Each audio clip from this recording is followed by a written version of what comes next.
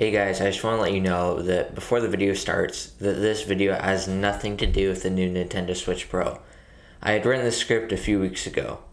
I also just want to note that when I'm talking about Nintendo, I'm talking about corporate Nintendo, as they make all the decisions.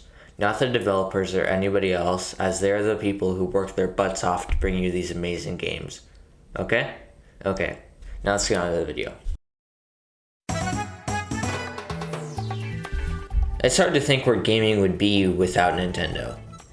They are one of the few who have been able to keep afloat in this highly competitive market. In doing so, they've cultivated a mass following of fans. I used to be a Nintendo fan myself. Like many people, they are the first games I ever played. Everybody had their first Nintendo console, mine being the Wii. New Super Mario Bros., Super Mario Galaxy, Super Smash Bros., Wii Sports, Metroid Prime 3, Mario Kart, Skyward Sword, and The Twilight Princess. These are some of the first video games I had ever played, and the reason I have a soft spot for Nintendo. Since then, Nintendo showed its true colors. Nintendo isn't who they once were, instead only a shadow of their former self. Here are some of the reasons why Nintendo is losing it. Nintendo can't seem to grasp the idea of this new thing that definitely hasn't been around for nearly 18 years called online play. Nintendo Switch Online is one of the worst services you could pay for in gaming today. Sure, it's only $20 a year, but there's not a whole lot to back that up. You somewhat get a free game every once in a while and some old ones. Thing is that the online servers are hot garbage. Super Smash Bros. Ultimate Online is somewhat playable if you're lucky, and absolutely unplayable in a tournament setting. Super Smash Bros. Wasn't going to be featured at EVO Online because of how poor the online was. The worst thing that Nintendo never seems to want to fix it after 3 years. Sadly, I would personally be more hyped if Nintendo were to announce fixes for online than if they were to announce my dream Smash character. In fact, I think almost every pro Smash player would feel the same. Now with the pandemic, online has become the only way to play nearly anything. Online gaming is incredibly important, but apparently not to Nintendo. If the service was free, it would still be an issue, but just not as big. Thing is, that it isn't free. You have to pay for it. Nintendo knows that they have a lot of hardcore fans that will buy nearly anything they put out. So they take advantage of this. A lot. Super Mario 64 is a nearly 25-year-old game. It would be absolutely absurd for Nintendo to sell it at $60 today, right? Well, I'm glad we can agree on that because that is just what they did. Super Mario 3D All-Stars was a collection of 3 Mario games for the Switch. Super Mario 64, Super Mario Sunshine, Super Mario Galaxy are included for $60. This would be 100% fine if they did anything else to make the games look better with some improved features. Nope. Super Mario 64 still looks like this. It's crazy to me that they got away with this. Crash Bandicoot Insane Trilogy was a complete ground-up remake of 3 Crash games. New levels and content were also added.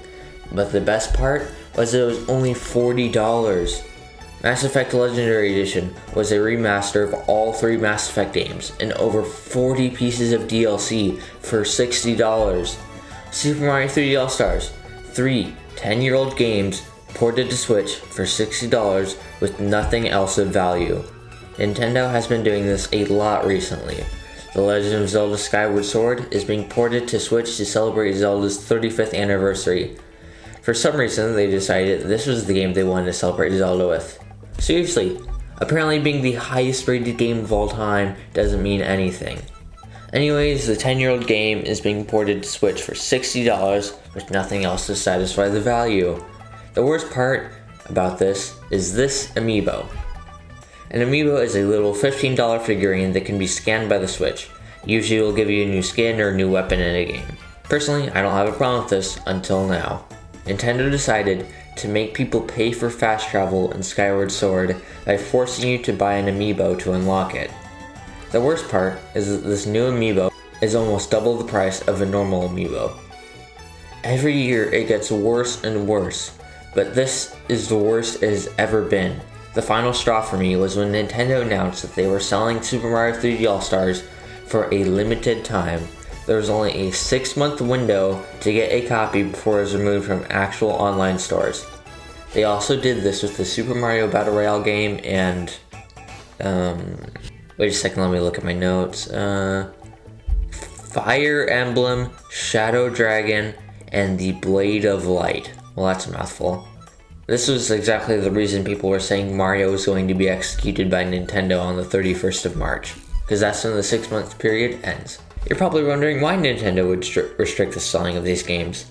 Well, let's learn about a little marketing term called the fiscal year. At some point in a year, a company will present how much money they have made in that year to investors.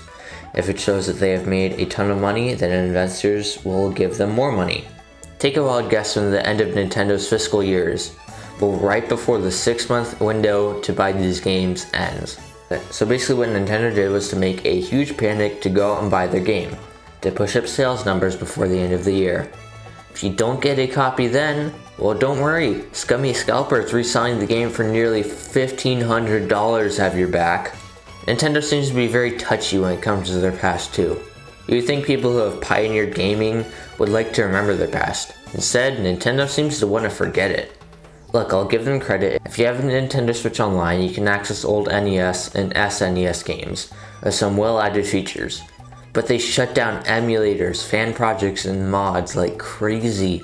There are so many examples that it would be impossible to fit them in here. So I'm just going to use one, and probably the best one. Super Smash Bros. Melee is the second game in the Super Smash Bros. Series.